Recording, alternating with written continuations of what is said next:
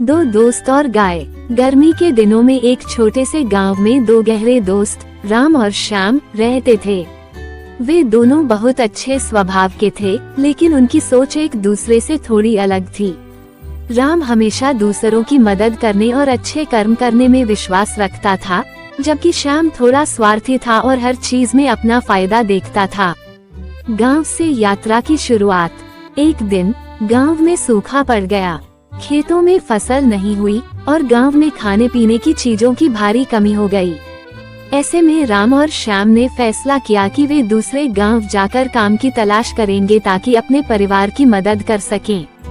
दोनों सुबह जल्दी उठे और पैदल ही यात्रा पर निकल पड़े।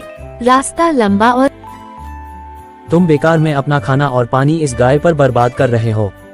हमें खुद नहीं पता कि हमें आगे कितनी मुश्किलें झेलनी पड़ेंगी और तुम इसे खिला रहे हो।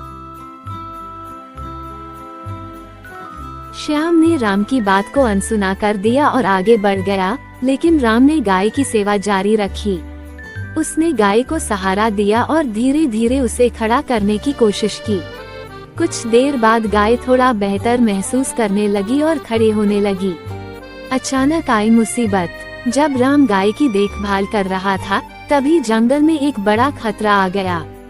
अचानक पास की झाड़ियों से एक जंगली भेड़िया निकला।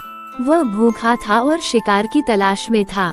श्याम ने डरकर पेड़ पर चढ़ने की कोशिश की, लेकिन उसका पैर फिसल गया और वह जमीन पर गिर गया। भेड़िया उसकी तरफ बढ़ने लगा। श्याम की आंखों में डर था और वह मदद के लिए चिल्लाने लगा।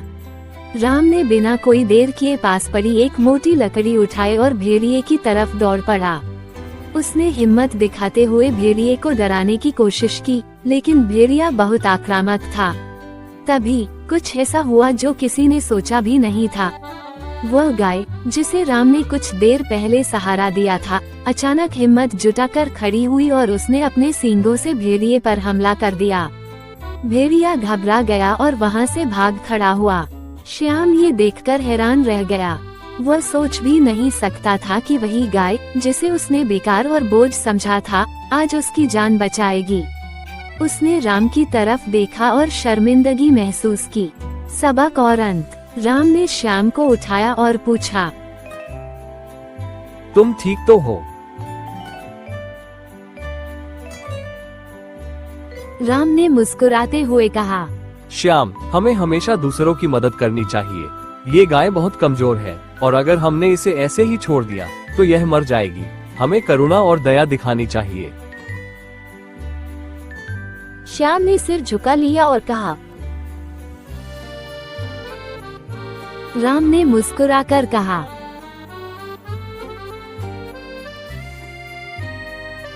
श्याम, अच्छे कर्म कभी व्यर्थ नहीं जाते।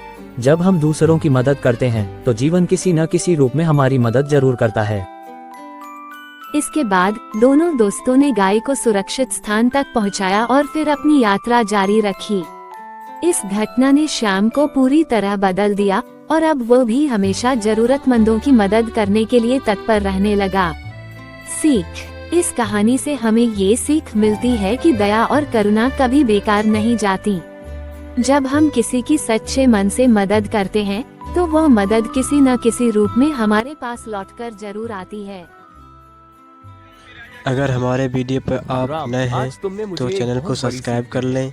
अगर मेरे ऐसे वीडियो और भी देखने चाहते हैं तो चैनल को बेल आइकन पे दबाना मत भूलिए और लाइक जरूर करना। अगर आपको ऐसे कई कार्टून चाहते हैं तो मेरे चैनल को बेल आइकन जरूर कर लें।